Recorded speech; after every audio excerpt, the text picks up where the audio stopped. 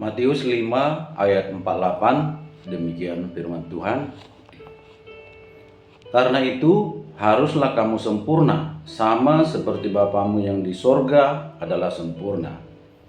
Sekali lagi saudaraku, karena itu haruslah kamu sempurna, sama seperti Bapamu yang di sorga adalah sempurna.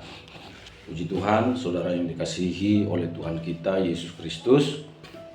Firman Tuhan berkata, kita harus sempurna.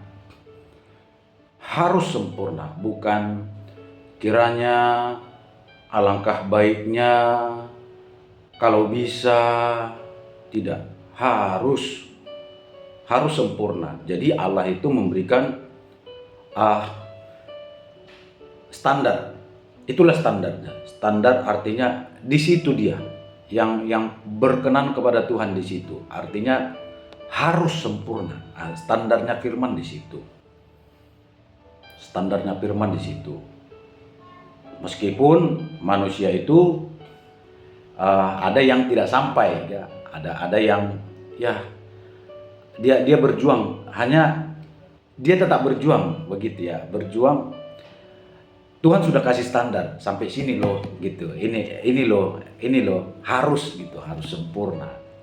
Jadi kalaulah manusia itu sulit mencapai kesempurnaan itu, biarlah Tuhan yang menilai ya. Yang penting kita semua kan di luar kesempurnaan. Kita semua ini kan tidak sempurna, makanya dikatakan sempurnalah. Kalau ada perintah mengatakan haruslah sempurna, berarti kita kan gak sempurna ya. Seandainya kita sempurna, kan gak mungkin dikatakan haruslah kamu sempurna. Karena kita tidak sempurna lah, maka ada firman mengatakan haruslah kamu sempurna. Terus kalau dikatakan haruslah kamu sempurna, tidak mungkin dong Tuhan mengatakan haruslah kamu sempurna, tetapi kita tidak bisa sempurna. Justru karena kita bisa sempurna, maka Tuhan mengatakan haruslah kamu sempurna.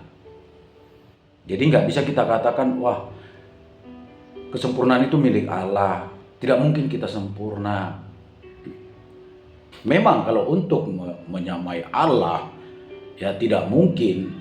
Artinya kesempurnaan Allah itu kan dia maha kudus, dia maha kuasa, dia maha dahsyat, dia maha hadir, dia maha kasih.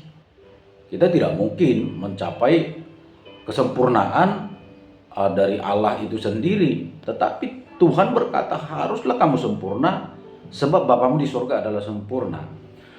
Artinya dalam hidup ini yang kita sudah penuh dengan ketidaksempurnaan, penuh dengan kelemahan, penuh dengan kesalahan, dosa, kita harus memandang Bapa yang sempurna dan wajib menuju seperti Dia yang adalah sempurna. Artinya kita harus hidup dalam penyempurnaan. Kita harus terus menyempurnakan diri kita. Arti sempurna itu lengkap, pas, gak kurang gitu.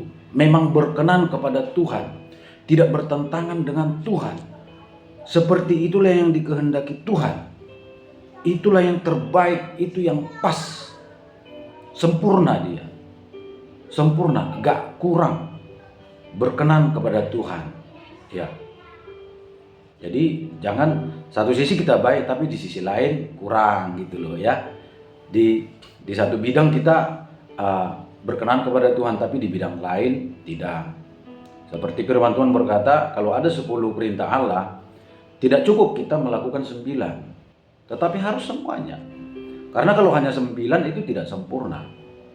Kalau Allah memberikan 10 perintah Allah, berarti kita mampu melakukannya.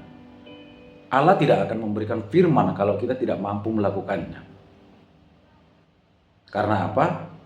Ketika kita memiliki hati takut akan Tuhan, mengasihi Tuhan, Dia akan menyertai kita dan Dia akan beri kekuatan kepada kita. Kalau kita benar-benar ya hidup mau menaati Tuhan. Sebab banyak orang nggak mungkin lah, gimana kita mau hidup benar, hidup kudus. Karena dia sebenarnya enggan. Karena dia sebenarnya nggak mau datang kepada Tuhan, dia nggak takut kepada Tuhan. Jadi dia hanya membuat alasan saja bagi dirinya sendiri bahwa aku tidak bisa hidup kudus, tidak bisa hidup benar. Tidak mungkin aku bisa melakukan firman Tuhan. Itu sebenarnya dia hanya alasan saja. Ketika Tuhan mengatakan haruslah kamu sempurna, maka kita bisa sempurna. Berarti terus menyempurnakan diri kita sampai ke titik Tuhan berkenan. Tuhan mengatakan sudah, sampai di sini sudah. Artinya berarti disitulah titik akhir kita. Titik akhir kita ya kita selesai dalam perjuangan kehidupan di dunia ini. Tetapi kesempurnaan itu harus kita kejar. Harus sempurna. Firman Tuhan berkata, hendaklah kamu sempurna dalam tubuh, jiwa, dan rohmu. Harus sempurna. 1 Tesalonika 5 ayat 23. Semoga Allah damai sejahtera menguduskan kamu seluruhnya, dan semoga roh, jiwa, dan tubuhmu terpelihara sempurna. Semoga roh, jiwa, dan tubuhmu terpelihara sempurna dengan tak bercacat pada kedatangan Yesus Kristus Tuhan kita.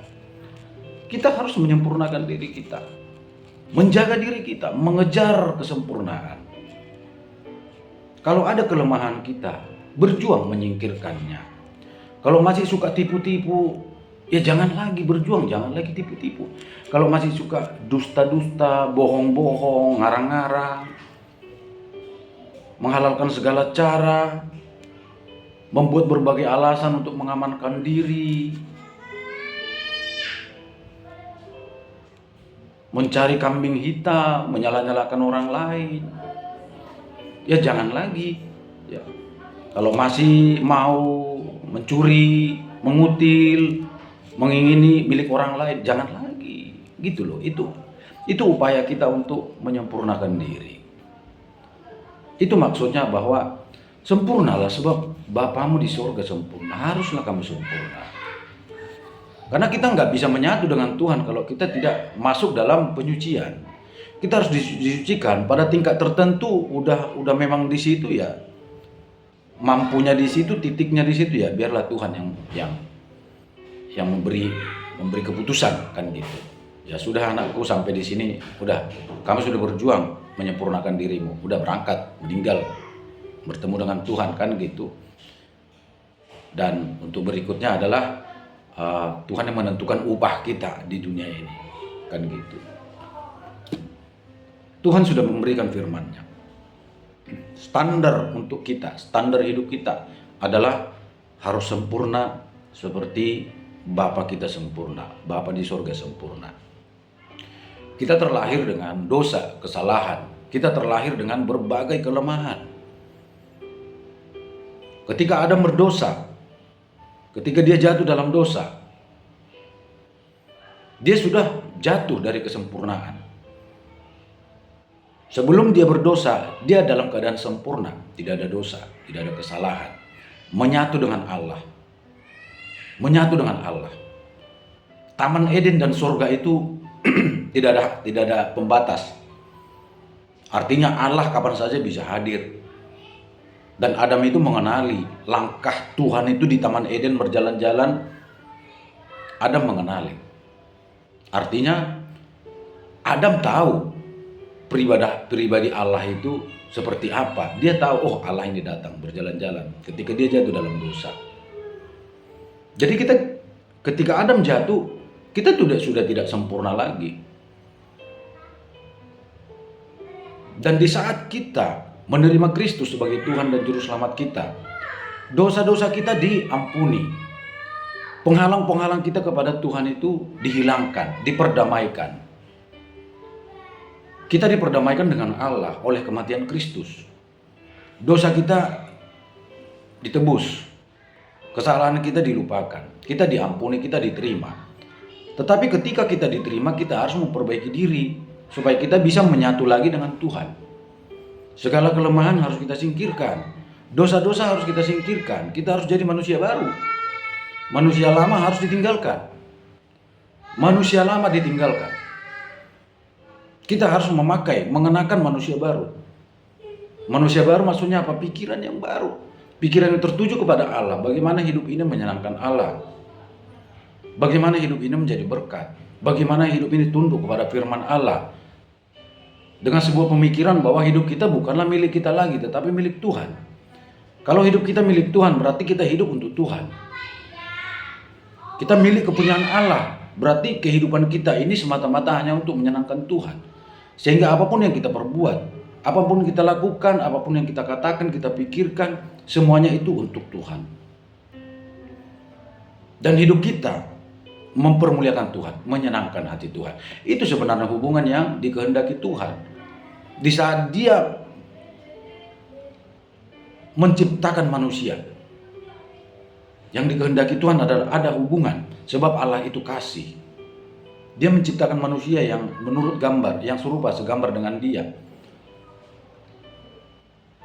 untuk bisa menyalurkan kasihnya kepada anak-anaknya yang diciptakan menurut gambar dan rupa Allah. Sehingga begitu besarnya kasih Tuhan itu kepada kita, sehingga Dia rela mati bagi kita, supaya kita tidak binasa, supaya kita bisa menyatu dengan Dia. Tetapi tubuh berdosa ini kan harus dipulihkan, harus dibaharui. Firman-Nya menyucikan kita, membaharui kita. Ketika kita hidup dalam firman, ketika kita hidup dalam kebenaran, kita menyucikan diri kita. Menyucikan diri kita, membersihkan diri kita. Sebab Allah kita Allah yang maha kudus. Kuduslah engkau sebab aku kudus. Jadi saudaraku, haruslah kita sempurna. Sama seperti Bapa kita di surga sempurna.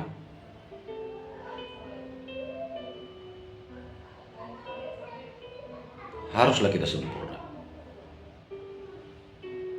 Berjuanglah menyingkirkan semua kelemahan-kelemahan kita.